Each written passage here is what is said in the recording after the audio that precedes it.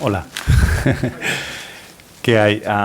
Bueno, bienvenidos todos. Es un placer recibiros en ESADE Madrid, que esperamos que cada vez tenga, ya la tiene, pero que cada vez tenga más y más afluencia. Es un lujo para mí recibir a este equipo que lidera Elisa de la Nuez y, bueno, quería reconocer el trabajo que han hecho durante todos estos años, básicamente para poner la agenda de la regeneración en el centro del debate público. Para muchos de nosotros, Hay Derecho fue la referencia, y lo sigue siendo, en un momento de crisis de la democracia española y de crisis de las instituciones, y creo que siguen haciendo un trabajo absolutamente esencial para poner en agenda los temas de regeneración y todo lo que queda por hacer todavía. Hoy, vamos a hablar de instituciones. Creo que le han puesto un título bastante pomposo, pero que en realidad le llaman el dedómetro al índice que han construido. Entonces, por hablar y dar un par de pinceladas sobre las instituciones y la importancia de las instituciones, básicamente, como economista, si hay algo que hemos aprendido los últimos 20 años es que hay dos variables fundamentales para el crecimiento de las naciones. Una es el capital humano y otra pues son las instituciones. Acemoglu, Robinson y todos los que vinieron detrás se dedicaron básicamente a estudiar por qué algunas naciones tenían éxito y otras no.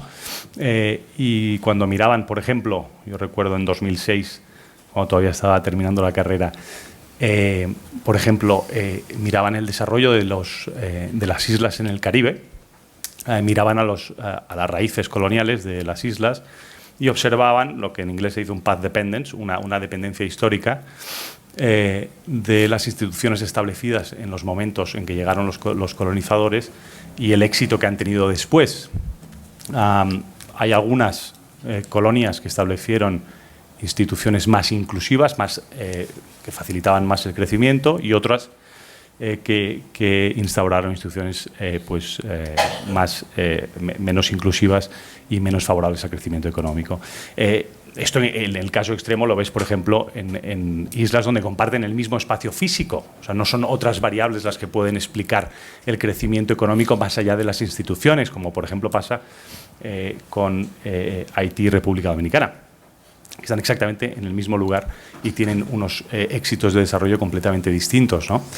Una es una de las, digamos, paraísos turísticos y más estables del Caribe, y la otra es la más pobre, ¿no? Entonces, en España, ¿qué ha pasado en los últimos años?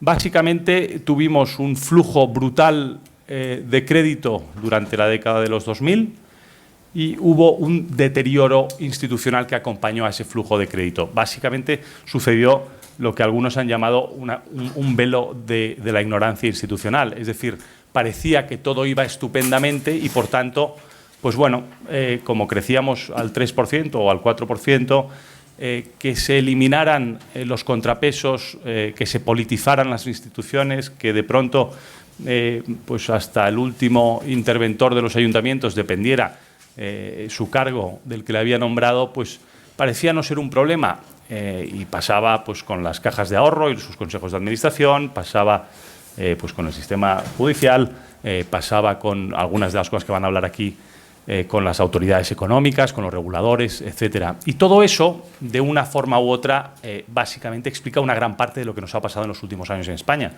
Digamos, el impacto que tuvo ese deterioro institucional cuando bajó la marea, se vio todo el daño que había hecho. Probablemente, si hubiéramos tenido unos reguladores más independientes, la crisis financiera que tuvimos hubiera sido distinta.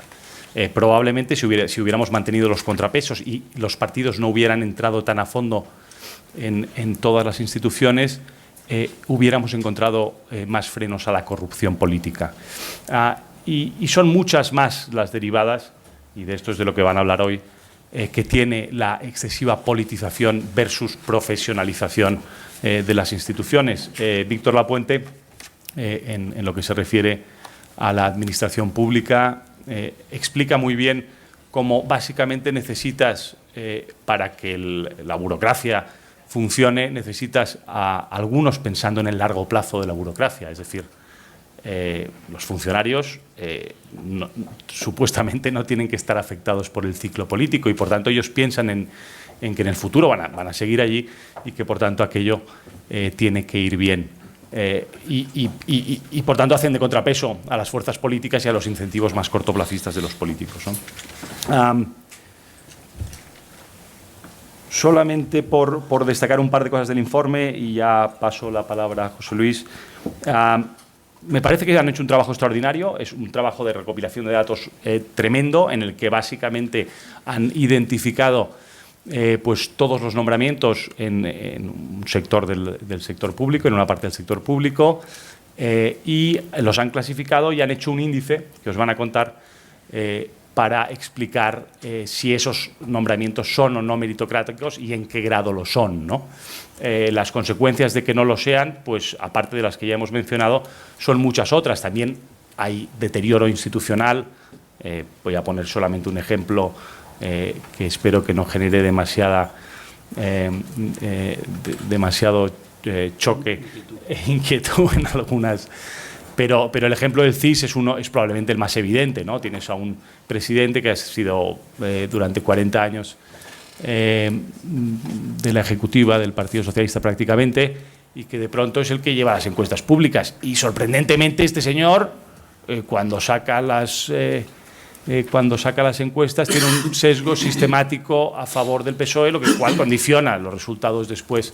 ¿Y qué pasa? Que la gente empieza a tomarse menos en serio cada vez el CIS, y eso aplica a muchas otras cuestiones. Cuando tú cambias a dedo a un señor que llevaba 20 años presidiendo una empresa que se dedica, entre otras cosas, a la seguridad, a una parte de la seguridad nuclear, y había un ingeniero que se ocupaba y que era un señor profesional, y de pronto pones a un licenciado en filosofía para llevar una empresa pública porque es tu amigo, pues probablemente es una mala idea, ¿no? Y hay otras formas de deterioro. Cuando tú estás compitiendo globalmente y tienes a Correos, por ejemplo, que es la empresa pública más grande con 50.000 trabajadores, y de pronto tienes a un señor que no tiene ninguna experiencia, que probablemente será muy listo, pero no tiene ninguna experiencia aplicada al sector, pues entonces pues probablemente competirás peor. Dudo mucho que al señor, al equivalente a Jeff Bezos en España, que lleve Amazon, estuviera dispuesto a contratar para Amazon España, que compite con Correos, a un señor que no tuviera ninguna experiencia en el sector, ¿no? Entonces, estamos hablando de dinero público y por eso es tan importante, ¿no? Entonces, estas son algunas de las cosas que van a tratar. Yo, por hacer una crítica, y ya os dejo, al informe, que me parece, como digo, muy completo, yo creo que el siguiente paso es que vayáis más allá y hagáis una propuesta de cómo corregir, pues para tener un sistema meritocrático de nombramientos pues en las autoridades independientes, etcétera, ¿no? Nosotros, y una de mis últimas actividades en política fue tratar de impulsar una ley de nombramientos con Guindos y después con la nueva ministra del PSOE, que finalmente no salió. Y en esa ley de nombramientos básicamente lo que se proponía era que hubiera una terna donde se pudiera elegir, que hubieran hearings donde los futuros presidentes de empresas públicas, etcétera, tuvieran que comparecer y explicar su proyecto y ser chequeados por el Poder Legislativo. Y también proponía que las mayorías para elegir a estos candidatos tuvieran que ser amplias, probablemente más el 50% del Congreso, ¿no? Entonces, ahí hay un debate. Es muy difícil encontrar un debate afinado porque tú quieres tener opciones para elegir y no echar a todo el mundo de la selección, pero eso es un debate que es muy importante.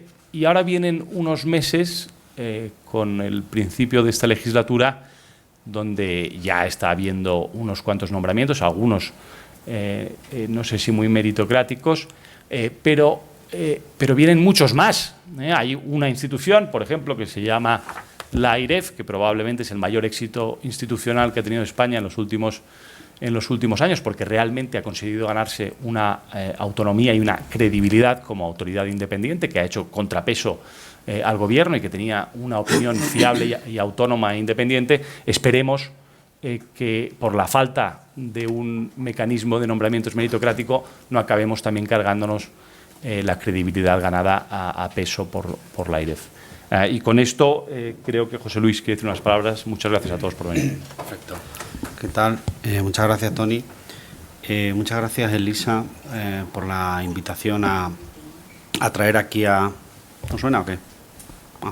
A traer aquí a ESADE la presentación del estudio, que creo que es muy oportuna. Además tiene 2 o 3 palabras que a mí me gustan mucho. Una de ellas es sector público. A menudo estamos obsesionados con hablar de funcionario, funcionario, funcionario, y obviamos que el sector público es una cosa bastante más rica, es un tejido que amplía a los cargos electos, a las empresas públicas, a las fundaciones y a un montón de elementos que crean la actividad pública, ¿no? Yo tenía 2 o 3 notas, también breves, simplemente, uno, enhorabuena por el estudio, porque cada vez es más difícil hacer análisis, ¿no? No sabemos cuál es la unidad de medida correcta. A mí me gusta la ciudad como unidad de medida, pero eso no sé si es compatible con la globalización, con la desglobalización, con los bloques comerciales. Cada vez es más difícil saber dónde empieza y dónde acaba ese sector público. Eso, por supuesto, sin contar o sin hablar de las geografías digitales que hay por ahí y de todo lo que sucede, ¿no? 2 ideas rápidas. Cuidado con lo fácil. Lo fácil es una tecnocracia, pero eso tiene un riesgo gigantesco, que es la tecnocracia sin emociones. En el último libro así divertido que he leído, Un fracaso heroico, de Fintan O'Toole, ¿no? Que explica un poco cómo la narrativa de las élites británicas seguramente ha contribuido al Brexit, y tiene que ver con esa tecnocracia. Yo sé lo que os conviene, dejaros guiar porque yo estoy aquí, que soy el que sabe. Esa idea de un relato tecnocrático, bueno, pues hay que tener cuidado con él también, ¿no? Eso es peligroso para una democracia, es democracia sin emociones, ¿no? También a la manera de Nussmann, ¿no? ¿Qué cosa sí es buena? Sí es bueno profesionalizar. Y últimamente estoy en una batalla, yo solo, ¿vale? De momento estoy solo, si alguien se quiere sumar, pues ahora es un buen momento, que es, voy a hablar bien de las puertas giratorias, porque creo que en una sociedad cada vez más compleja, cada vez más complicada, con más incertidumbres, a lo mejor sí que hay una buena manera para atraer talento, para capacitar el talento y para que sepamos colaborar bien entre el sector público, el sector privado, la innovación social, que a veces se nos olvida que también está ahí, y creo que a ver si podemos encontrar ese modelo para que esa designación nos traiga talento. No solo que nos traiga amigos, que está muy bien, sino también que nos traiga talento, ¿no?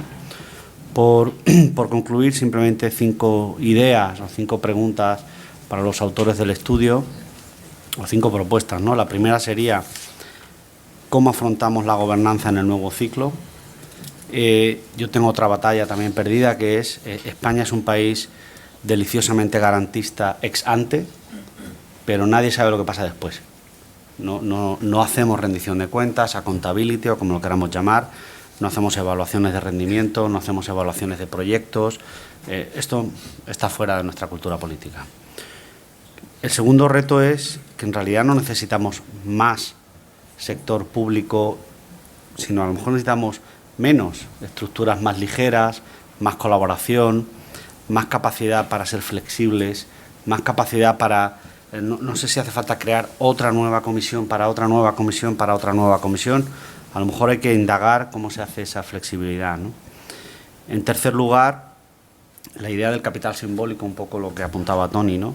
Sin confianza pública no podemos tener reputación, no podemos tener influencia, no podemos tener una sociedad que confía en sus élites, y ese capital simbólico en este minuto está bajo mínimos, ¿no? El cuarto elemento sería esa idea de trabajo en red, donde mencionaría la innovación social. Creo que está fuera del radar y a lo mejor tenemos que empezar a mirar por ahí. Y en quinto y último lugar, la única ventaja competitiva que yo conozco, que son las personas. Las personas son las que hacen los cambios, las que lideran los cambios, las que tienen ideas, y por eso, en ese halago de la puerta giratoria, que alguna hay bondadosa, pues a ver qué hacemos para la selección, para la atracción, para la capacitación y para la legitimación de estas autoridades independientes en el sector público, que, como decimos, cada vez más independientes, cada vez más necesarias. Así que nada, Con esto concluyo aquí. Elisa. Bueno, lo primero, muchas gracias a ESADE, a Toni y a Juan Luis por habernos recibido hoy aquí. Y efectivamente, como sabéis un poco los que seguís ahí derecho, pues nuestra perspectiva es siempre muy institucional, ¿no?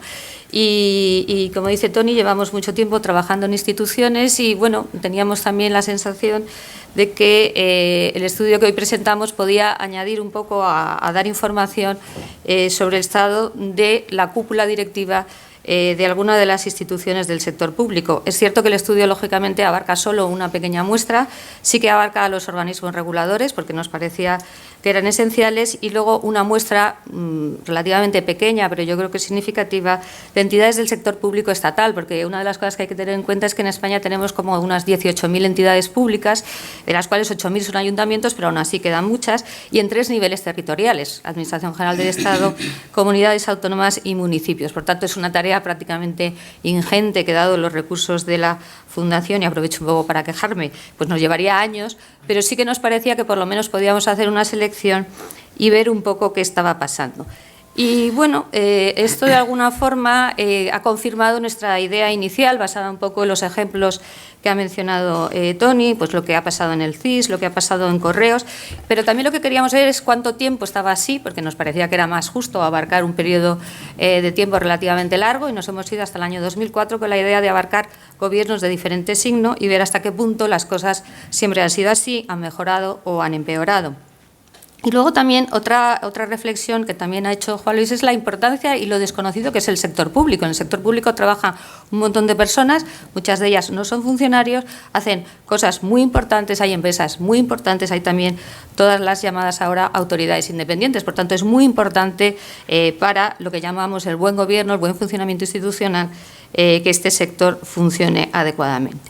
Y con respecto un poco también a la regulación, bueno, aquí lo primero que hay que poner de manifiesto es que la famosa Comisión Cora, que se encargó a raíz de, digamos, la crisis del año 2012, lo primero que se dio cuenta es de la enorme heterogeneidad de las entidades públicas, y eso que se estaban centrando en la Administración General del Estado, y que de alguna forma había que poner orden. ¿Hasta qué punto había que poner orden? Que cuando se regula el sector público en una ley, en la Ley 40 del año 2015, lo primero que se hace es decir, hay que hacer un inventario de las entidades que tenemos, porque es que no se sabía las entidades del sector público estatal, autonómico y local que había, ¿no? Y ahora, por lo menos, si nos vamos a la página web del Ministerio de Hacienda, tenemos esa información, que no es poco, que es simplemente localizar qué entidades del sector público tenemos. Y lo siguiente también, que claramente lo dice la exposición de motivos, sí preocupa, es poner un poco de racionalidad y un poco de orden en la regulación, porque claro, el sector público estatal es un sector público de alguna forma que se viene formando a través de muchos años, tiene también una historia detrás. Por ejemplo, Correos es una entidad que lógicamente tiene una historia muy larga, que ha sufrido muchas modificaciones en su historia, y por tanto intentar racionalizar un poco esa especie de complejo de entidades públicas con diferentes regulaciones, y eso es un poco lo que hace la ley. Y también otra preocupación que manifiesta y que expresa es intentar poner coto a lo que los administrativistas llamamos la huida del derecho administrativo, que muchas veces es una huida del derecho a secas, que es decir, todos aquellos controles que pesan sobre el gasto público, la gestión de fondos públicos en las administraciones territoriales, y que a través de la creación de figuras de derecho privado pues puedes ir un poco eludiendo esos principios, esos controles. Y la ley también intenta un poco recuperar ese control, porque en el fondo no, estamos hablando de una gestión pública. Y esa es un poco la idea de la ley y la regulación que va a hacer, de la cual hay que separar fundamentalmente dos tipos de entidades, que son los organismos reguladores, las llamadas ahora autoridades independientes, que tienen una regulación diferente, ya para centrarnos en cuanto a lo que es el nombramiento de sus directivos, y el resto de las entidades del sector público, entre las cuales básicamente hay que distinguir entre las entidades públicas empresariales, que es una forma pública que tiene una serie de entidades, pero que pueden también prestar servicios siempre que tengan ese interés público, y lo que serían las sociedades mercantiles, que son sociedades anónimas, como las que conocemos en el sector privado, pero cuyo capital en más del 50% es del Estado o de alguna administración. Y esta es un poco la diferencia que quiero señalar a efectos de nombramientos, porque, y también se verá en el estudio, digamos, los nombramientos para los directivos de las autoridades independientes u organismos reguladores son más estrictos, es decir, que van a exigirse una serie de condiciones, normalmente son que tengan una experiencia acreditada en el sector del que se trate, van a también a tener que pasar un hearing en el Congreso, en la comisión correspondiente del Congreso de los Diputados, de forma que tienen que demostrar ante los diputados un poco esa formación o esa experiencia que les avala, y además tienen un mandato tasado, es decir, que van a tener un plazo determinado de permanencia en el puesto con unas causas de cese también tasados. Con esto lo que quiero decir es que esa forma de nombrar a los directivos en las autoridades reguladoras sobre el papel, porque es lo que se pretende, debería dar lugar a unos perfiles muy profesionales y también, en cierta medida, independientes en el hecho de que, aunque son propuestos por el Gobierno, van a hacer, digamos, esa hearing o esa exposición ante el Congreso. Sin embargo, como vamos a ver, esto bueno, no siempre no siempre es exactamente así. El problema básicamente es, bueno, pues lo que ya conocemos un poco de otros estudios, el grado de politización que pueden tener este tipo de nombramientos, incluso, insisto, en los organismos reguladores que tienen esa normativa más estricta, ¿no? Entonces, nos vamos a encontrar con temas como el reparto por cuotas de algunos organismos reguladores, por cuota, quiere decir, por cuota de partidos. Y para que quede claro, pues cuota de partidos puede ser personas nombradas porque proceden del PNV o porque proceden de la antigua Convergencia y Unió, este tipo, o sea, cuotas estrictas, ¿no? Sin embargo, como digo, la normativa sí que exige esa experiencia o profesionalidad en el sector. Y también es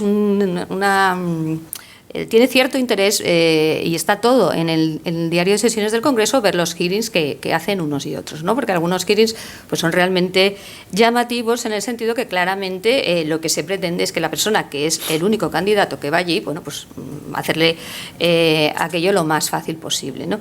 Entonces yo creo que la reflexión un poco que podemos hacer es las normas están bien, tienen digamos los requisitos que tienen que tener, pero sin embargo en la práctica esto está funcionando de otra manera, ¿no? Y bueno, yo creo que básicamente hay un tema muy, muy sencillo, que también hablarán luego los autores del estudio, es que no hay concurrencia, ¿no? Por tanto, el candidato sabe que es el único candidato que va y de alguna forma tiene ya garantizada ese nombramiento o ese aval, por así decirlo, ¿no? Y esto, pues lógicamente, tiene bastante incidencia en, digamos, en la designación, ¿no? Y luego, para el resto de las entidades públicas, lo que básicamente ocurre es que no hay unos requisitos muy claros de exigencia ni de experiencia profesional, ni de gestión, ni nada parecido en la normativa. Es verdad que la Ley 40/2015 habla con carácter general de la meritocracia, de la necesidad de experiencia de gestión, pero son siempre, digamos, referencias amplias y que luego pueden no concretarse en absoluto en la normativa propia, que normalmente está constituida por los estatutos de las entidades, los estatutos de las propias sociedades mercantiles.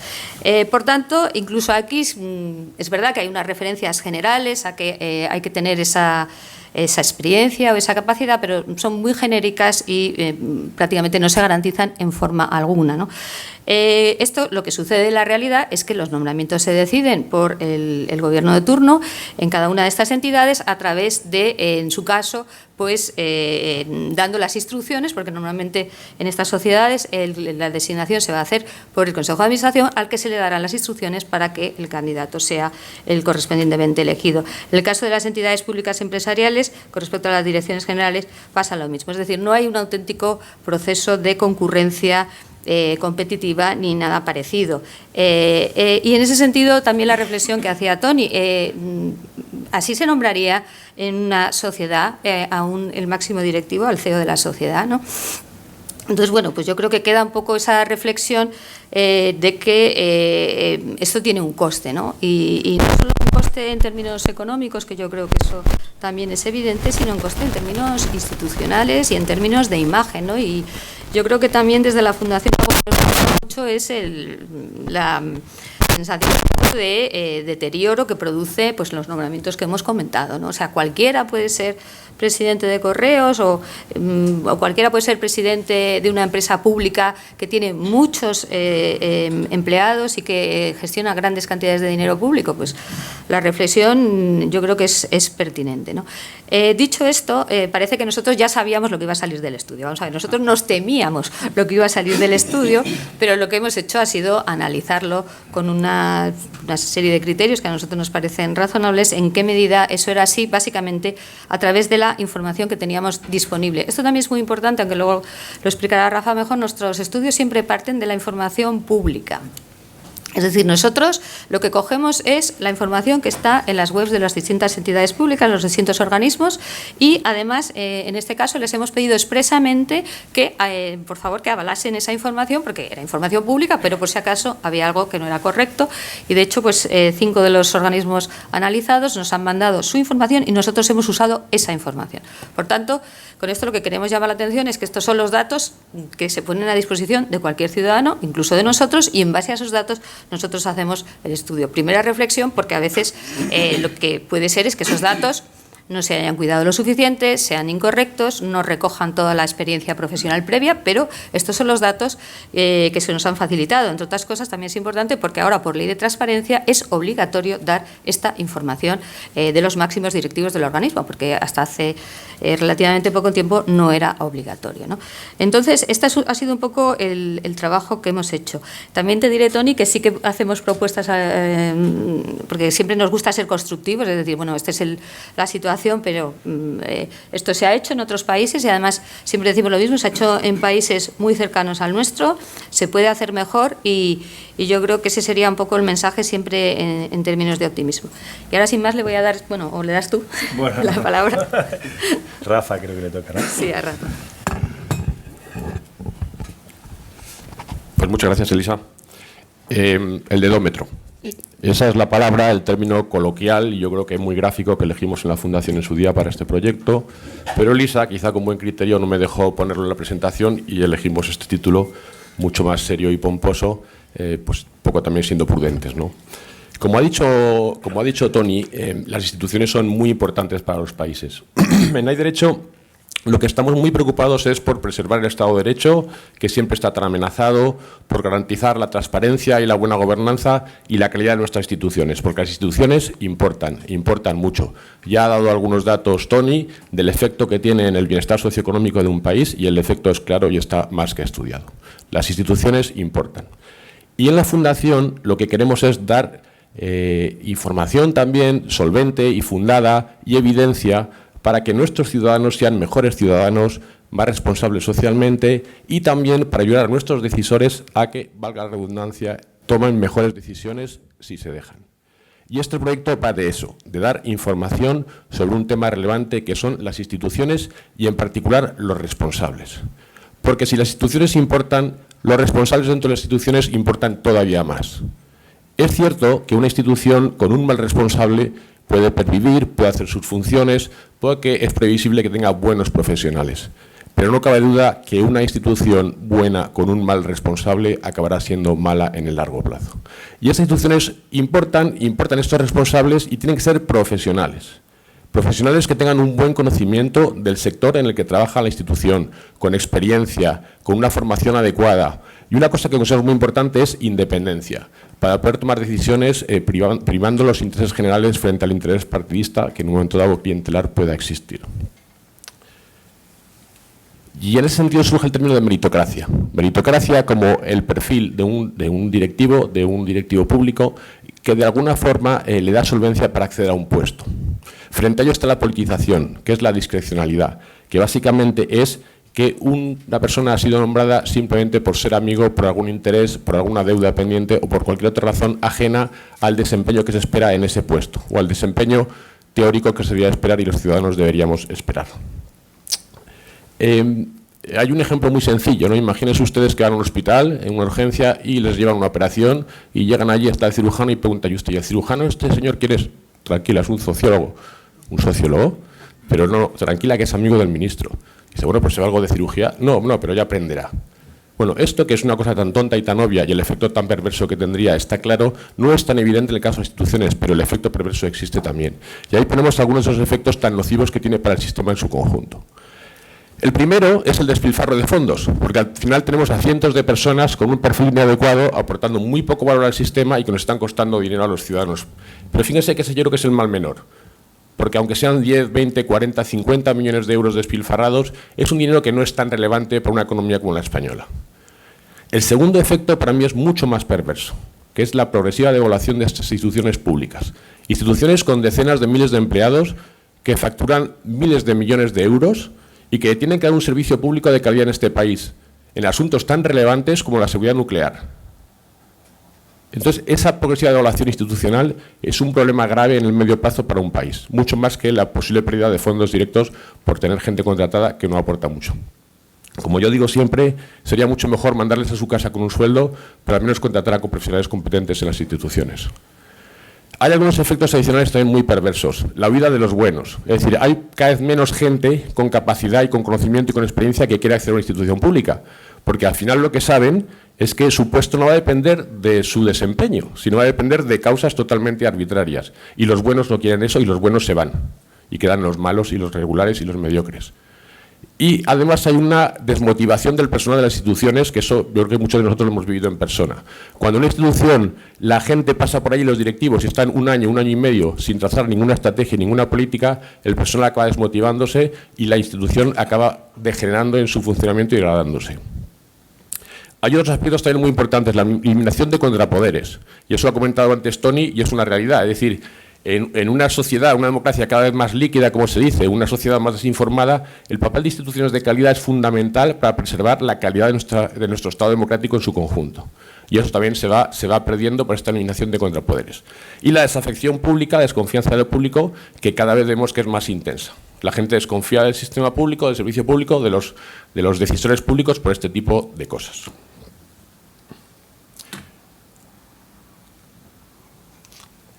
A mí no me gusta mucho poner ejemplos, pero creo que es ilustrativo. No me gusta lo que se llama la evidencia anecdótica, ¿no? Contar un caso como si fuera una generalización.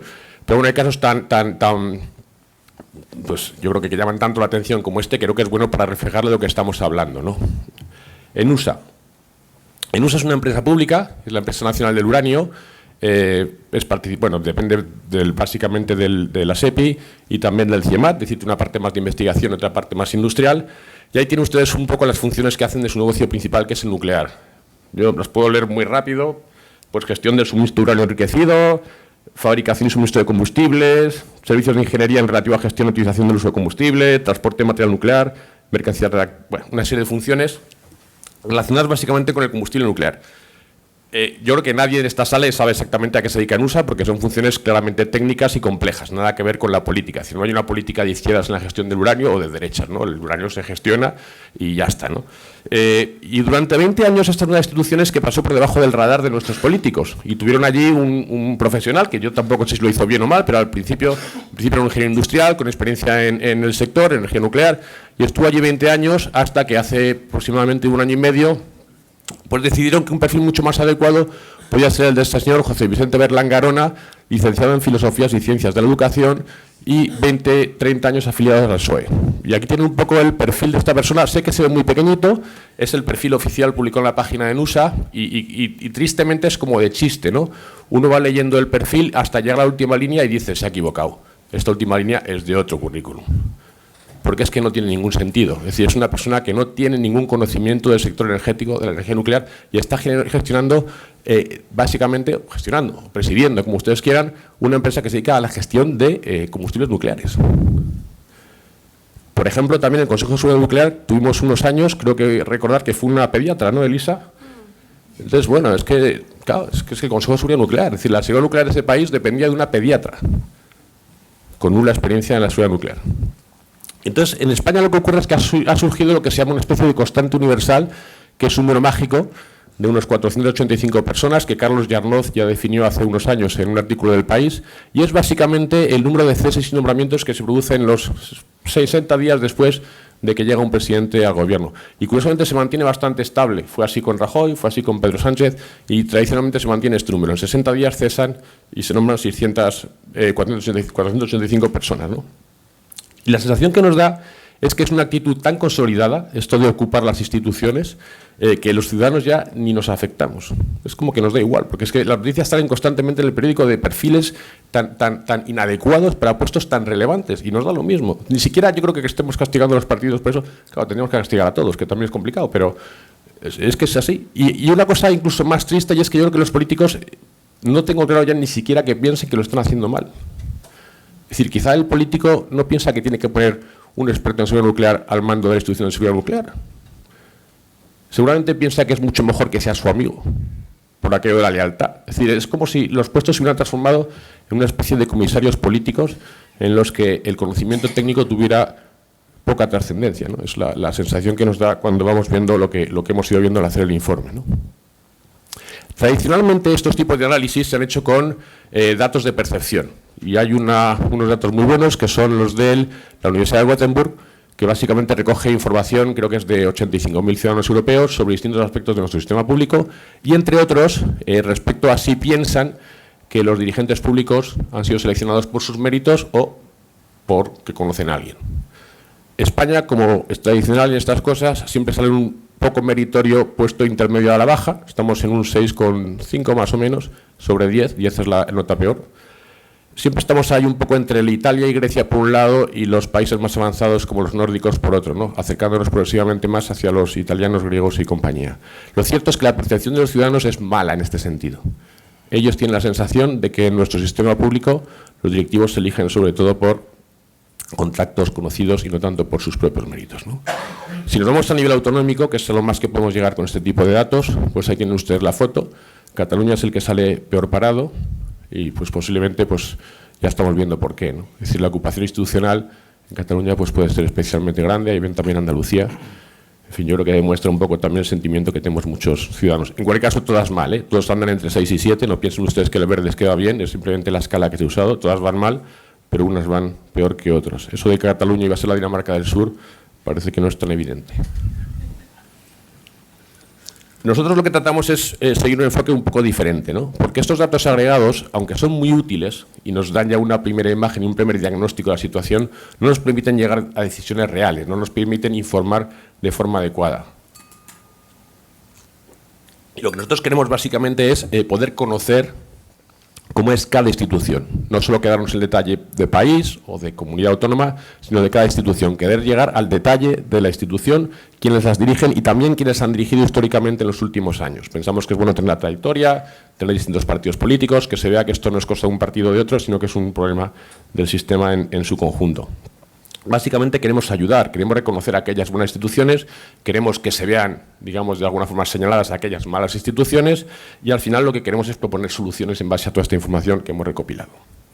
Y así surgió el dedómetro. Este es nuestro proyecto, es decir, poder entender qué está pasando a nivel de nuestras instituciones. Siéntete señalado, ese es un poco nuestro mensaje, ¿no? Para bien o para mal. El ámbito. Ya comentó Elisa que en España hay 18.000 entes públicos. Es una barbaridad. La primera reflexión sería si hace falta para un país como España tener 18.000 entes públicos, ¿no? Muchos en administración local, pero también tenemos muchos autonómicos y muchos en la Administración General de Estado, en el sector público estatal, ¿no? En este sentido fuimos reduciendo un poco el ámbito de la investigación porque no dábamos nosotros para abarcar 18.000 instituciones, ¿no? Y aquí también quiero quejarme un poco, como hace Elisa, y es el tema del poco apoyo que hay en este país a la sociedad civil. Nosotros hemos elegido todo tipo de métodos para llevar a cabo este informe, hemos buscado dinero, hemos ido a pedir, hemos hecho una cosa que se llama crowdtasking, se llama, ¿no, Carlota?, que es intentar que nos apoyara la gente por ahí, y bueno, al final pues lo hemos hecho aquí unos cuantos a pelo y hemos llegado donde hemos llegado, que yo creo que la muestra no está mal, pero mucho menos de lo que nos gustaría. Fuimos reduciendo a 452 del sector público estatal, que siguen siendo una barbaridad, y al final nos centramos en los que eran los entes públicos empresariales y empresas públicas, y un poco también ligado a lo que decía José Luis de la tecnocracia, ¿no? Es decir, tampoco creemos que todo el mundo tenga que ser técnico en este país, en el sector público, pero al menos empresas públicas y entes públicos empresariales que típicamente tienen una actividad empresarial y que compiten con empresas, pues deberían tener perfiles profesionales, ¿no? Del tipo que tienen las empresas. Y luego también elegimos reguladores porque el regulador tiene un papel trascendental en los sectores económicos de este país. Nos parecía que era importante que un regulador, un Banco de España, una CNMC, una CNMV, pues tenga un perfil profesional, porque aquello tampoco va de hacer política, aquello va de regular sectores por el bien común, ¿no? Que es una cosa, en principio, bastante diferente. Y nos centramos en 35 instituciones. De las 117 que teníamos ahí más o menos reflejadas en el inventario de Hacienda, elegimos las 35 que nos parecían más relevantes. Les parece un número pequeño, pero es una muestra muy representativa, son las grandes instituciones de este país y además hemos elegido 15 años desde ahora atrás para escoger tanto gobiernos del PSOE como del PP. De hecho, tenemos gobiernos de Zapatero, gobiernos de Rajoy, gobierno de Sánchez y tenemos un poco la colilla final del gobierno de Aznar. Y al final son 155 personas, es que es mucha gente, es decir, solo estos 35 instituciones son 155 personas que hemos analizado, currículums que hemos analizado y que buscando información pues donde la había, que solía ser pues en sitios complejos y prácticamente debajo de las piedras, ¿no? Por eso nos quedan este nivel de 35. Nosotros que hemos hecho muchas más, pero ha sido imposible porque enseguida subíamos a 300.000 currículum que había que explorar y era algo complicado, ¿no? ¿Qué es lo que medimos? Aquí estuvimos decidiendo qué creíamos nosotros que era importante para un directivo, un profesional que es líder de una entidad, pues imagínense Correos, que creo que factura unos 2.000 millones de euros. $2.000 millones. 2.000 millones de euros que factura Correos al año, 50.000 funcionarios. Bueno, funcionarios laborales, es decir, una empresa grande. ¿Qué tipo de perfil necesita una empresa de este estilo, o ENUSA, que hemos visto antes, o el Consejo de Seguridad Nuclear? Pues necesitamos primero que es una persona formada. Es decir, lo previsible o lo esperable es que esta persona sea formada, que tenga una titulación superior, y así lo hemos ido valorando, ¿no? Si tiene una titulación superior, si tiene una titulación de posgrado, relacionada o no con la materia, y eso nos da una puntuación. Segundo, es esperable que tenga experiencia. Experiencia, hemos sido hoy benévolos en una primera aproximación y nos vale cualquier experiencia para una primera puntuación, pero luego vamos más al fondo, ¿no? Experiencia no en cualquier cosa, sino experiencia en residuos nucleares, ¿no? Si vas a trabajar con residuos nucleares, parece evidente, y experiencia de gestión. Es decir, si voy a trabajar en una empresa de 5.000 personas, pues que tenga una idea, es decir, que no haya estado en un despachito de 2 durante toda mi vida, ¿no? Que de 2 a 5.000, pues hay una diferencia, y entonces pues intentamos ver si efectivamente ese perfil de gestor que se espera, pues está ahí. Hemos valorado también la independencia. Y la independencia básicamente es que no hubiera tenido puestos políticos anteriores. Pensamos que la independencia es importante para dar credibilidad al sistema. Es decir, queremos profesionales independientes que tomen decisiones independientes más allá del poder político. Lo cual no quiere decir que no respondan a directrices políticas que les quieran dar, pero eso tiene que traducir en actuaciones independientes y técnicas, ¿no? Al final lo de mandar cartas no es de izquierdas ni de derechas, es mandar cartas. Y la permanencia en el puesto. Esto hemos pensado que también es muy importante porque lo que hemos visto en el sector público español es que la rotación en los puestos es alarmante. Entonces, hay muchas empresas públicas que tienen directivos que siempre están un año y viene otro al cabo de un año y viene otro al cabo de un año. ¿Eso qué demuestra? No demuestra profesionalización del sector, demuestra básicamente que una persona quedaba igual que estuviera o no. Son puestos para colocar a unos y otros. Entonces, la dedicación era importante para nosotros también.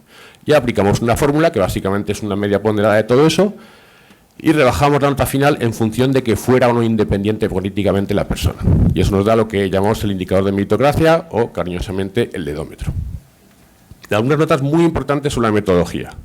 Nosotros no hemos querido valorar el desempeño de estas personas. Simplemente queríamos conocer su adecuación al puesto.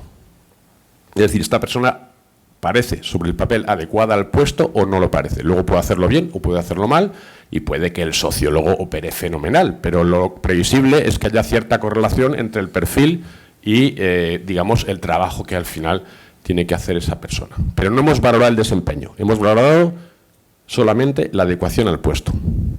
La recopilación de la información ha sido extremadamente laboriosa, yo lo ha comentado Elisa. Y eso es un mal que en general existe en este país. Y es que la información pública es de muy mala calidad. Primero pedimos que exista, que muchas veces no existe. Y segundo, pedimos que sea de calidad, que esté normalizada y que sea fácilmente accesible, que eso, por supuesto, es una asignatura totalmente pendiente. Y esto nos obliga a los investigadores como nosotros pues, a ir buscando como podemos por todos lados e ir deshaciendo esa información y extrayendo el conocimiento de la misma, ¿no?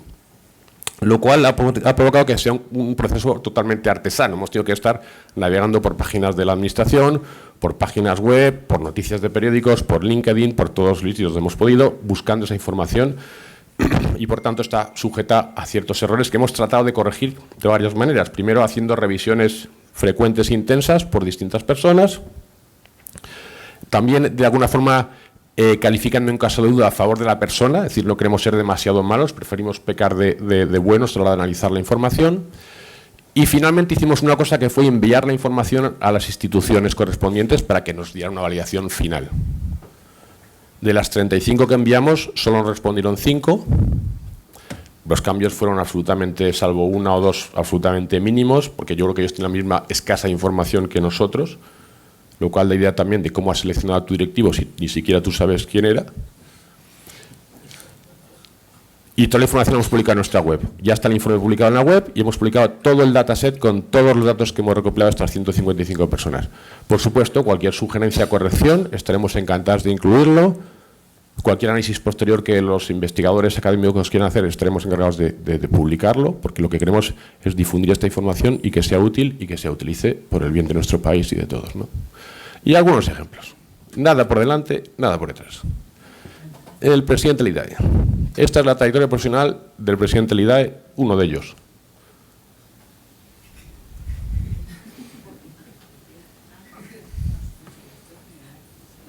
Está bien. Esto es otro estilo de información que nos hemos encontrado, que es el currículum, digamos, narrativo. Que básicamente es que una nota de prensa de la administración correspondiente contando una batalla y de ahí extraiga usted el currículum. Hemos sido generosos y en general, cuando han dicho que han hecho algo, lo hemos dado por válido, excepto cuando ha habido información pública de que claramente había falseado el currículum, y hemos sido generosos incluso en la duración de sus periodos de trabajo. Hemos dado un 3 años, que era la media que nos salían en el general de los puestos. Y 2 casos más curiosos, ¿no? Que es, como yo digo yo, el becario presidente. Nada antes, algo después. Alguien cuando empieza a trabajar, básicamente entra en una empresa de becario, de aprendiz, y luego tiene una evolución profesional que va. Estos señores no, estos entran directamente de presidente. No se le conoce trayectoria previa, y una vez que entra de presidente, pues después sí empieza a tener cierta trayectoria, como en este caso un poco, digamos, compleja, de asesor y consejero por diversos sitios públicos, y en este caso pues un poquito más aseada. Pero en cualquier caso parece que aprendieron en el puesto. Yo, como ciudadano que pago mis impuestos, lo que exijo es que contraten a gente que ya venga aprendida, no que aprendan en el puesto. Hay algunos ejemplos muy buenos. Este, por ejemplo, es de la subgobernadora actual del Banco de España, tiene un currículum muy bueno, está publicado en la página web del Banco de España y es totalmente transparente y un perfil totalmente lógico. Puede hacerlo mejor o peor, pero a priori nadie puede decir que esta persona no es adecuada para ser subgobernadora del Banco de España. Es decir, tenemos gente buena en muchos puestos, no todos son malos, pero hay bastantes de los otros. Y ese es el resultado global del indicador de meritocracia. En general, ¿qué vemos? Que la nota es baja. El indicador medio en España en estos últimos 15 años ha sido de 4 y sin grandes cambios ni grandes diferencias en función del presidente o del año. Siempre está en torno al 4. Insisto que hemos sido benevolentes en las calificaciones y quizá esta nota yo diría que está sesgada, si acaso, al alza. Creo que España es un país que se merece algo mejor que esto. No hemos visto diferencias entre partidos o gobiernos. Nuestro análisis no va contra ningún partido. Y esto es un análisis técnico, pero bueno, básicamente no hemos encontrado diferencias ni entre partidos ni entre gobiernos. Todos son parecidos. Hay algunas pequeñas diferencias, pero no significativas. Y aquí tienen el ranking de las instituciones, ¿no? Hay algunas que están más o menos aseadas, como el Banco de España, cerca del 8. Hay algunas francamente mal, como Paradores rozando el 2. En general, de lo que son entes públicos, empresariales y empresas públicas, se cuentan con los dedos de la mano las que pasan del 5. Los reguladores, como decía Elisa, son un poco mejores, quizá porque tienen una normativa también que es más exigente con los nombramientos, tienen plazos y mandatos más largos, pero en general las notas son bajitas. Y vamos a ver un ejemplo otra vez, Paradores, ¿no?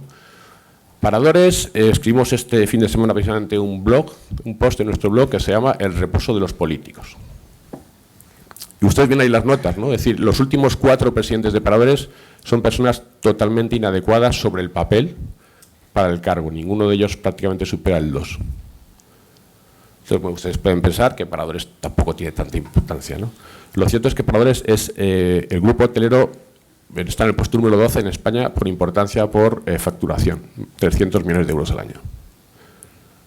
Creo que se merece alguien que sepa algo del sector hotelero.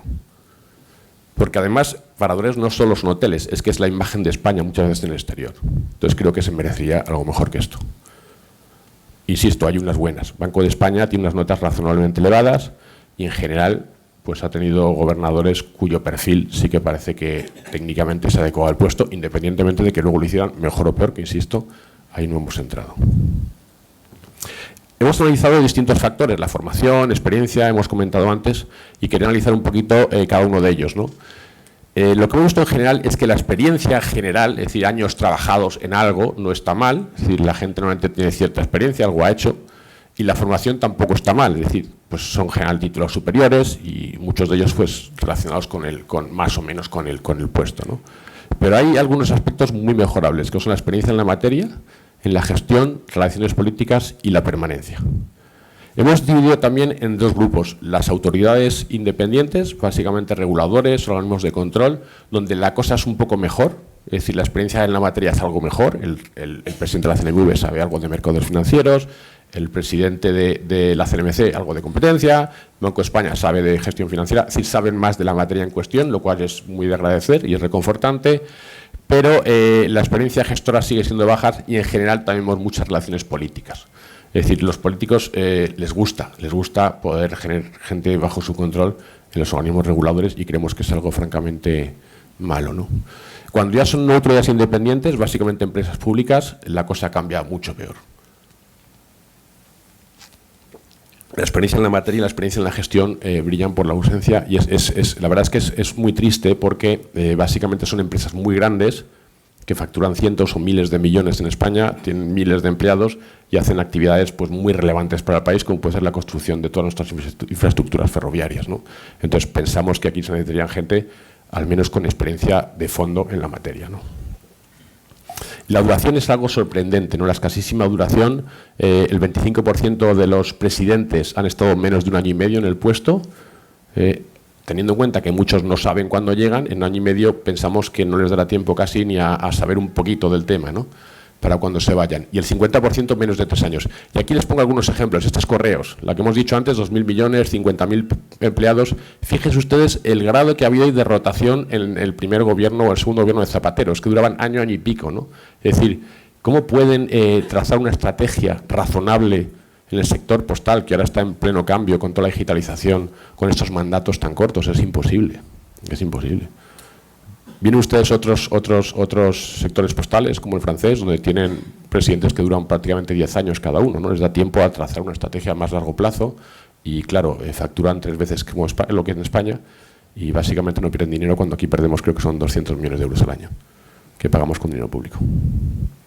Otro caso es Ineco, pero hay muchísimos más. O sea, esa rotación veloz de los directivos públicos es bastante increíble. Y además es curioso porque lo que denota es que ni siquiera hay que esperar un cambio de gobierno para que cambien los responsables. Es que dentro del mismo gobierno cambian, ¿no? Se parece que cambió a alguien y ya tiene que cambiar a unos cuantos para colocar a sus amigos o lo que sea. Y simplemente como conclusiones de esta parte inicial del análisis cuantitativo. La situación es claramente muy mejorable. De hecho, nosotros es que nos costaban encontrar razones objetivas que justificaran el por qué se ha nombrado a una persona para un puesto. Muy escasas la experiencia en la materia de gestión, en puestos eminentemente técnicos de empresas. Estamos hablando de empresas públicas, o sea, no estamos hablando ni siquiera de administraciones, estamos hablando de empresas públicas, con una actividad mercantil en un sector que muchas veces compiten con otras empresas. Muy escasa duración de los responsables, algo mejor en las autoridades independientes, pero siempre muy presente la influencia política.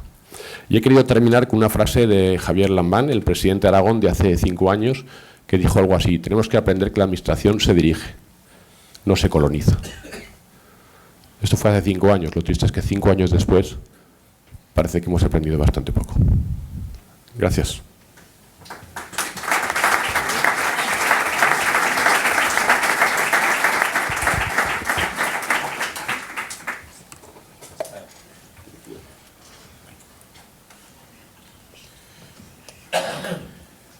Bueno, yo ahora rápidamente voy a, para concluir la presentación, más allá del análisis cuantitativo que ha presentado Rafa, también teníamos un poco un análisis más cualitativo de un poco los efectos que tiene precisamente la ausencia de la meritocracia, y también nos hemos atrevido con algunas conclusiones, ¿vale? Que, bueno, como decía Tony, bueno, son más avanzables y se pueden trabajar más, pero sí que apuntamos a algunas posibles soluciones, ¿vale?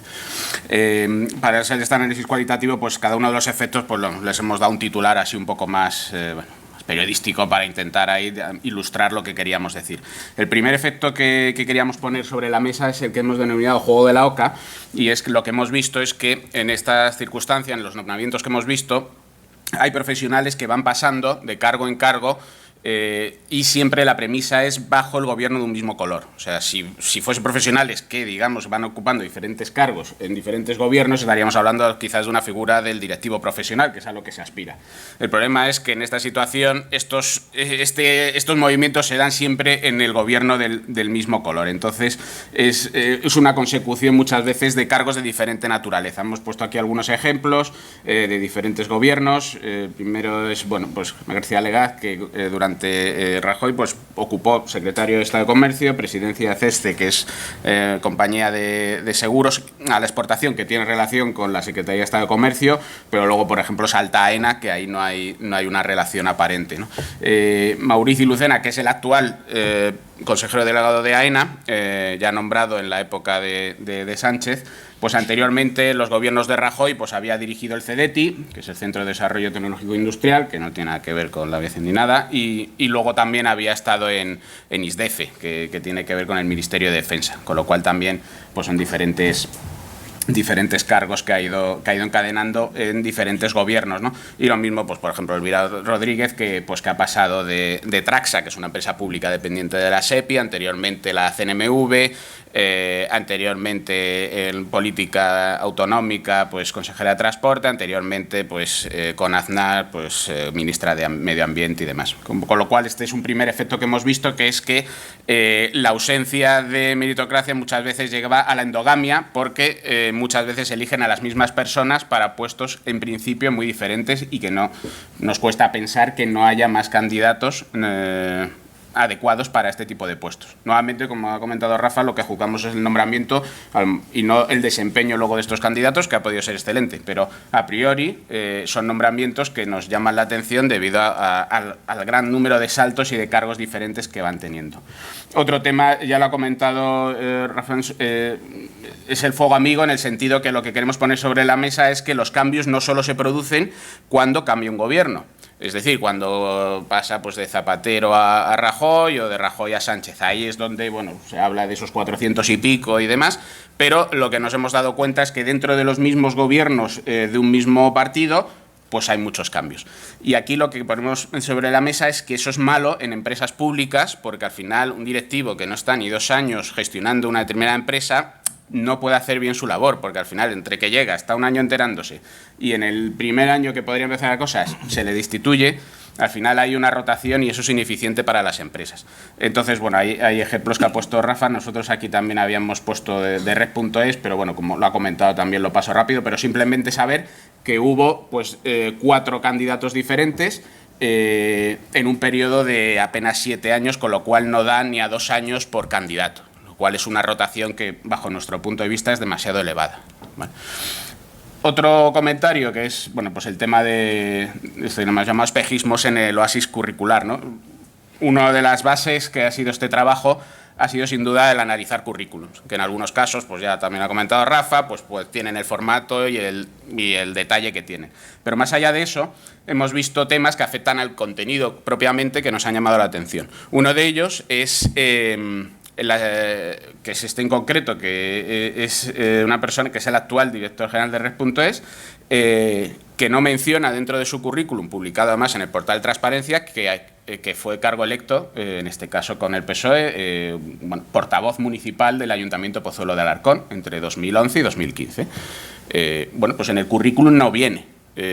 Ahí, bueno, pues si ven, en ese mismo periodo pues menciona que era director cátedra social e información, Fundación Ideas, y director ejecutivo de Moción Digita, que no hemos encontrado muy bien Entendemos que es una sociedad que crearía, en Google no aparece gran información, pero omite el haber sido cargo electo. Bueno, esto bajo nuestro punto de vista, pensamos que si alguien ha desempeñado un cargo electo, lo suyo es que aparezca, pues si no quieren dentro de experiencia profesional, pues en otra parte del currículum, pero más en un currículum que es el publicado en el portal de transparencia, deberíamos exigir que aparezca esta información. Otro aspecto que hemos visto al analizar las entidades, que esto, bueno, también hay casos, ¿no?, bastante conocidos ya de, digamos, lo que viene siendo el maquillaje del currículum, ¿no? Esto es el actual presidente de otra de las sociedades, Mercasa, que por una investigación en medios de comunicación publicó primero un currículum en el que aparecía que tenía una diplomatura, y bueno, pues a raíz de salir en medios y demás, pues corrigieron el currículum y bueno, pues desaparece la palabra diplomatura y se acorta esa experiencia que antes ponía del 89 al 92, pues pasó del 89 al 90, ¿no? Bueno, pues este tipo de maquillajes, pues nuevamente pensamos que no deben darse, y el problema, que como mencionamos, es que luego no tiene ningún tipo de responsabilidad, ¿no? Se hace porque luego, pues mira, esto se modifica el currículum y bueno, pues en concreto esta persona sigue en su cargo, con lo cual digamos que no pasa nada por hacer este tipo de cuestiones y en nuestra opinión pues no debería de darse. Otro aspecto que bueno, también hemos mencionado es que nos maravilla cómo bueno, pues desde la política se accede a puestos de una gran complejidad de gestión sin haber tenido experiencia previa, ¿vale? Lo ha comentado ya Paradores, por ejemplo, pues es un caso, ¿no? Pues en este caso Miguel Ángel Martínez Fernández pues había sido alcalde, diputado, senador, pero pasa a director general de Paradores en época de crisis.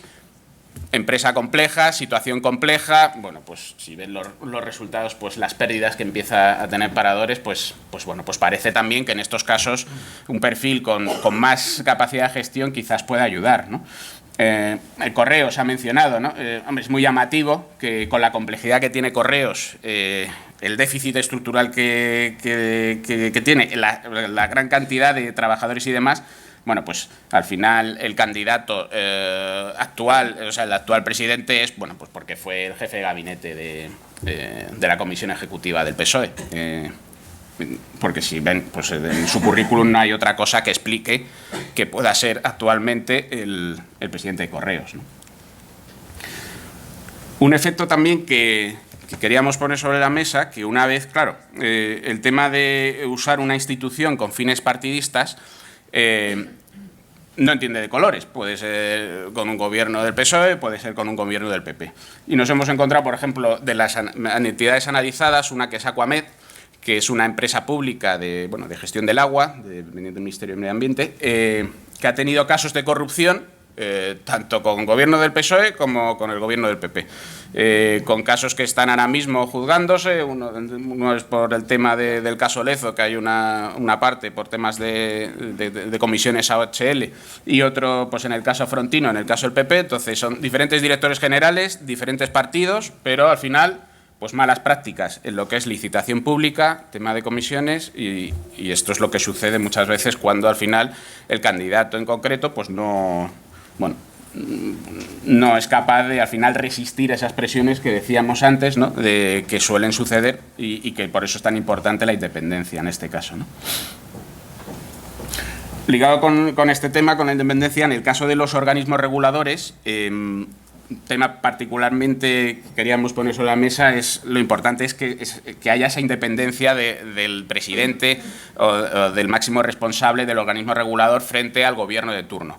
Entonces, en estos casos habría que ser especialmente cuidadosos porque al final no es que vayan a desempeñar necesariamente mal su función, pero seguramente van a ser más sensibles a las presiones que puedan tener si han tenido algún vínculo.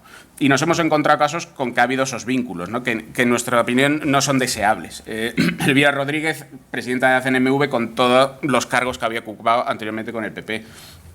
En el tema del gobernador de España, pues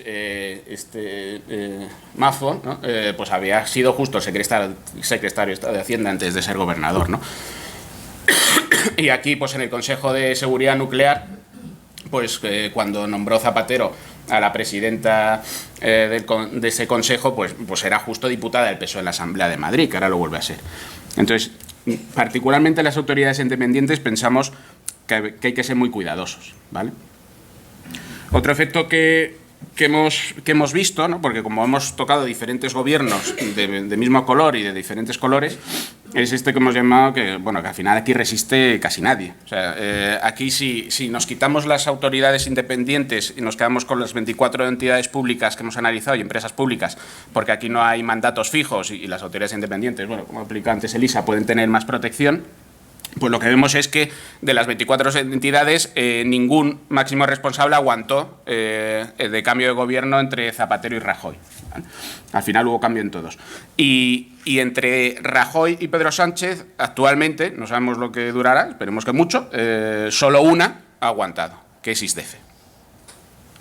Entonces, esto es lo que pues decíamos, ¿no? Está claro que cuando hay cambio de color, resistir es pues una proeza, ¿no? Como el que pasaba de Nusa, que comentaba antes Rafa, que había aguantado tantos años.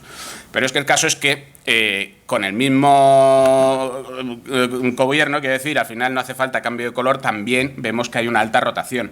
¿Por qué? Porque al final, aunque el presidente sea el mismo, los ministros suelen cambiar de un gobierno a otro, luego hay más cambios, ministros, secretarios de Estado y demás, y al final todos esos cambios redundan en que, pues por ejemplo, que mantuviesen el mismo responsable dentro de los dos gobiernos de Zapatero, pues solo 4 de las 24 entidades.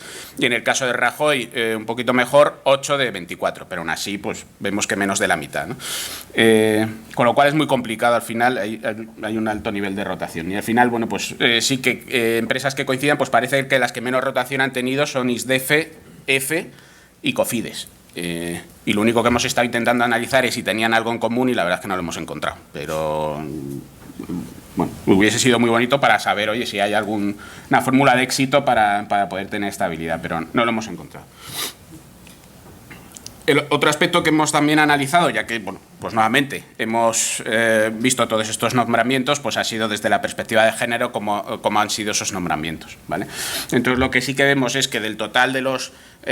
aquí, son 150 nombramientos los que hemos metido, porque, de los 155 son incluyendo 5 subgobernadores del Banco de España, que aquí, nos hemos quedado en el máximo nivel, pero no cambia el análisis.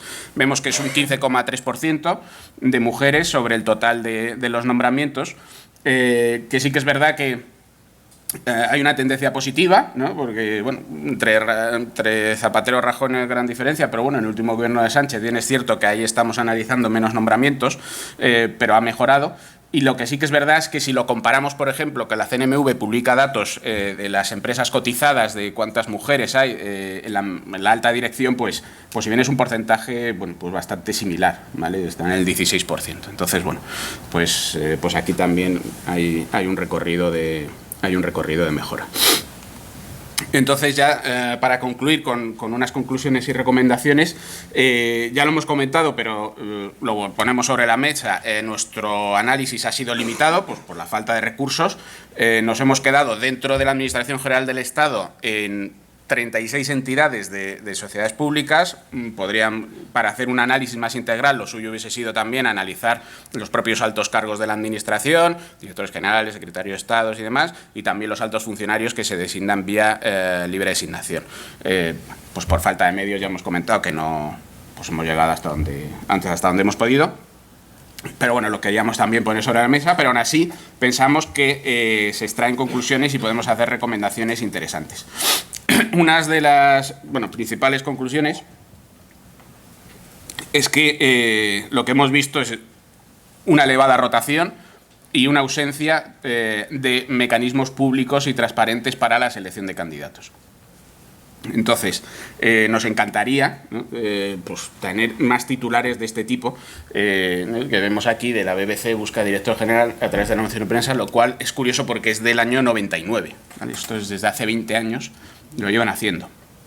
Nosotros aquí estamos con una administradora provisional única, en el caso de Retelevisión Española, intentando que se nombre el Consejo de Administración vía un concurso de méritos, ¿no? Pero nuevamente, pues tenemos recorrido, ¿no? Pero se puede hacer porque, en otros países se hace. Tampoco hace falta irse al mundo anglosajón, ¿no? Tenemos mejores prácticas de países más cercanos, ¿no? En el caso de Portugal, que bueno, por imperativo en este caso de la Comisión Europea, desde el 2012 tiene una comisión específica para hacer el reclutamiento de los altos cargos de la Administración.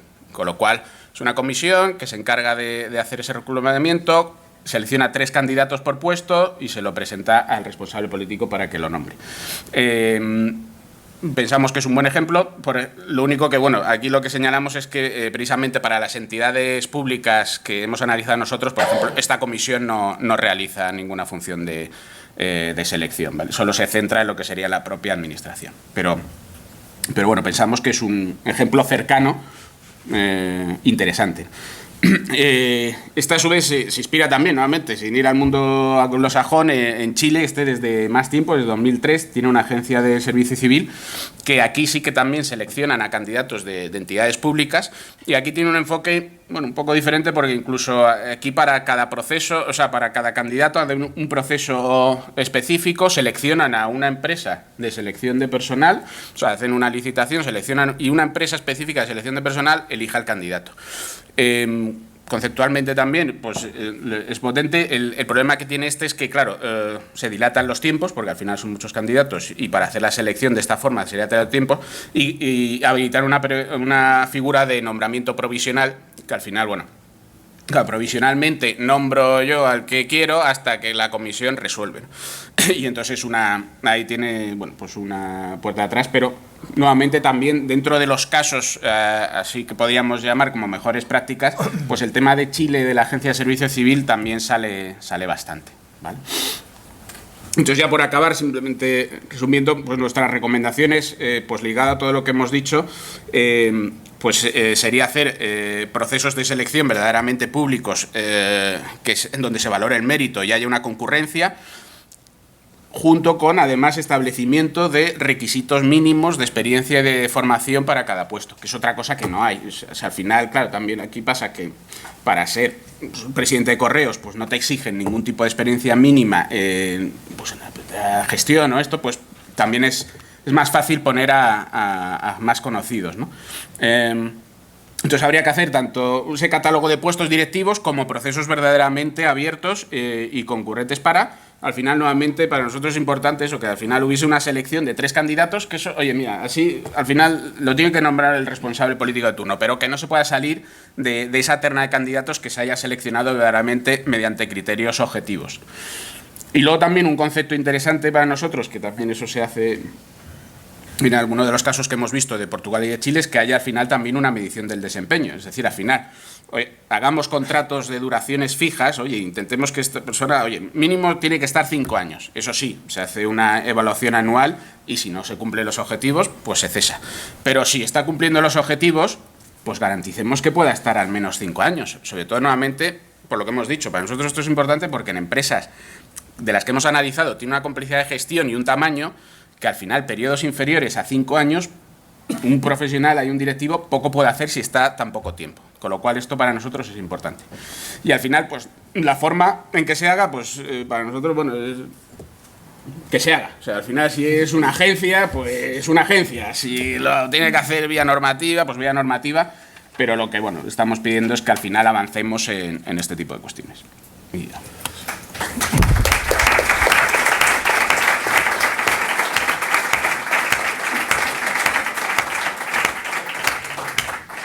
Muy bien, muchas gracias. Estaba recordando, ahora que hablabais de los currículums, a un ministro alemán que se llama Zu Gutenberg, y entonces era ministro, creo, de defensa con Merkel, y de pronto le encontraron que había plagiado su tesis doctoral, y entonces ahora es conocido como Zu Gutenberg, y el tipo dejó el cargo inmediatamente, a diferencia de lo que pasa aquí. No sé si tenéis alguna pregunta. Creo que tenemos algunos minutos, si os parece, para hacer 2 o 3 preguntas. Adelante. Yo quería... Creo que no sé si había analizado la Oficina Independiente de Regulación y Supervisión de la Contratación, ¿no? ¿Verdad, Elisa? No, es que, bueno, no lo he dicho, perdona, hemos dejado fuera aquellos organismos que solo han tenido un único responsable, como es el caso de la Oficina de Independiente de Contratación, la IREF y el Consejo de Transparencia, sencillamente porque no teníamos recorrido histórico, entonces lo hemos dejado fuera por eso. Quería decir el modelo, porque un poco la conclusión a la que he llegado. Porque hay un modelo que los tribunales administrativos de recursos contractuales, es decir, se hace convocatoria pública, se exige 10 años de experiencia en materia de contratación. En el caso del tribunal eran 15 años de experiencia en materia de contratación y se hizo una convocatoria pública. Además, en este caso, yo soy la presidenta de la Oficina Independiente de Regulación y Supervisión de la Contratación. Yo era presidenta del Tribunal de Contrato de Andalucía. Para acceder al Tribunal de Contrato de Andalucía se hizo también una convocatoria y se me exigía 15 años. Para ser presidenta de la Oficina de Supervisión ya juntaba los 15 años más los 7 años que estuve montando el tribunal y poniendo en marcha el Tribunal de Andalucía eran 22 años. Pero la solicitud de la plaza la sacó el anterior ministro, Cristóbal Montoro, aun cuando el nombramiento se hizo se produjo cuando la moción de censura y el cambio. Pero luego la convocatoria de los vocales, que ya la hice yo estando de presidenta y también se exigía para ser vocal de la oficina 10 años de experiencia en materia de contratación, se hizo igualmente pública y fui entrevistando a todo y cada uno de los funcionarios que solicitaron la plaza. Pero creo la clave no solamente es poner un mérito, sino también la inamovilidad. ¿Cuál es la clave de la inamovilidad por un periodo de tiempo? Nosotros tenemos una inamovilidad de 6 años. El que tú seas inamovible te garantiza la independencia. Es verdad que luego está la cuestión de que te doten de medio o no, en función de esa independencia, y esa es la otra parte. Pero el exigir una capacitación para llegar, si estamos hablando de contratación, estamos hablando de competencia, tiene que haber una experiencia previa para poder acceder y más cuando... Y luego también un cumplimiento, o sea, esa revisión anual de tu actuación. O sea, yo llegué a la oficina, estuve 6 meses sola y no tenía secretaria, bueno, sí, no sé secretaria, pero 6 meses sola, ¿no? La respuesta era que yo tengo que rendir cuentas. O sea, lo primero con los pocos medios, pero tenía que hacer mi informe anual que se remitió a la Comisión Europea en diciembre. Pero si no tienes medios da igual, pero yo tengo que rendir cuentas. Y ahora tengo que rendir cuentas al Tribunal de Cuentas y la actuación hay que hacerla. Entonces, exigencia de rendición de cuentas, inamovilidad y mérito y capacidad para poder acceder a los puestos. Yo creo que es clave en puestos directivos y en órganos de supervisión y de regulación, como es el caso de la oficina, luego con toda su complejidad. No, sí, sin duda, sin duda. Podemos además, ahora que lo dices, ponerlo como ejemplo de buenas prácticas en España, ¿no? Porque a veces se nos olvida que también tenemos algún caso que efectivamente con las exigencias que tú dices pues es un buen modelo. Y lo de la inamovilidad creo que lo hemos dicho, ¿no? Para todos los organismos reguladores, las autoridades independientes hay inamovilidad. El problema son las empresas públicas, las entidades públicas que no tienen esos plazos y que ahí es donde vemos un baile continuo, ¿no? ¿Alguna otra pregunta? Bueno, tenemos una ahí y otra aquí. Si quiere empezar usted. Bueno, os felicito por este estudio del plancton en el Pacífico. Luego lo habéis derivado a la zona perimetral de Lanzarote. Pero me gustaría que si podéis comentar el contexto en el que hay un caso súper bonito del Tribunal de Cuentas, el organismo que está para controlar a los partidos, que es el clásico chiste del dentista, donde un funcionario fue ante un juez, ante un notario, y depositó los que iban a ganar las oposiciones del año que viene y acertó todos, porque era una vergüenza integral. Hay otro caso muy bonito del sector privado, que es la peluquera que firmaba las cuentas de la Caja de Ahorros del Mediterráneo. Ya le ponían a la firma las cosas y las firmaban. Y hay un caso muy bonito de contexto de este país, de un gran líder político de nuestro país. Se sacó la carrera en 2 años, 18 asignaturas en 4 meses, y el sede judicial ha confesado que le regalaron el máster. Yo no sé si los políticos son el producto del país o el producto del país es el ejemplo que dan los líderes, o parte de las dos cosas. Pero creo que es imprescindible el que, y yo creo que vuestro estudio ayuda mucho, a que esa página que empezó en el año 78, de construyamos un país que necesita nuevos funcionarios, unos partidos políticos que acaben con un franquismo rampante, y donde, y acabo con esto, acordaros la famosa frase, cuando el Tribunal Constitucional avaló la reforma de la Ley Orgánica del Poder Judicial, que la CODA de Alfonso Guerra era el que se mueva no sale en la foto. Es decir, que tenemos el país que tenemos y el estudio que vosotros habéis apuntado indiciariamente es un ejemplo del país que tenemos. Pero ni muchísimo menos, lo digo por 32 años de funcionario, creo que debe separarse el caso de la administración pública del país que tenemos. No, sí, estamos de acuerdo.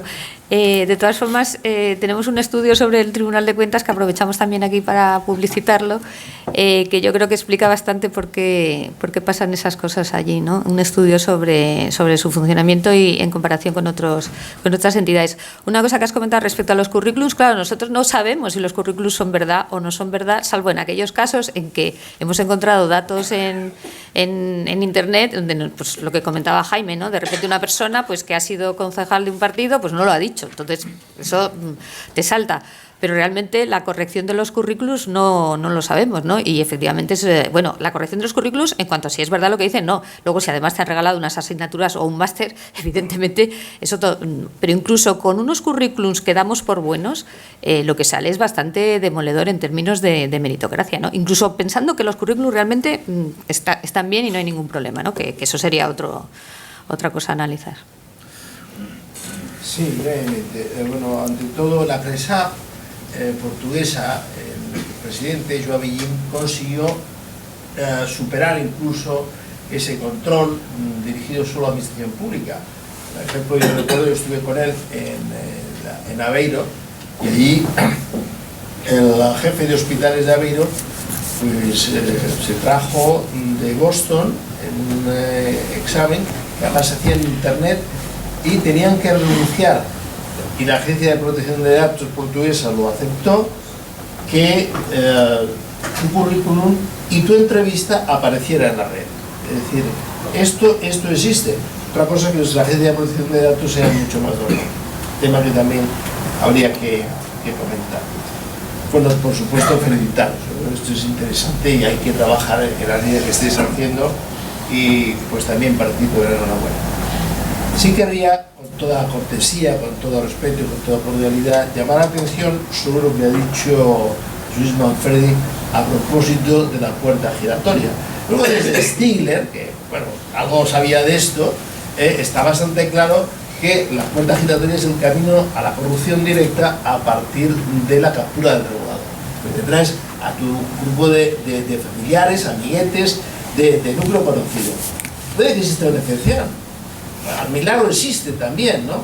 Pero la verdad, si ahora las revolving doors estas, vamos a decir que a lo mejor no son tan, en fin, negativas, pues hay que hacer, yo con todo afecto, y para un debate si quieres te hago una enmienda a la totalidad, porque pienso que exactamente es uno de los elementos que si tú coges el sector eléctrico, mira, si no puertas giratorias, puertecillas, pontones, ahí hay de todo. O sea, por ponerte un ejemplo, pero te vas al sector de telecos y es exactamente igual. Y así, uno detrás de otro.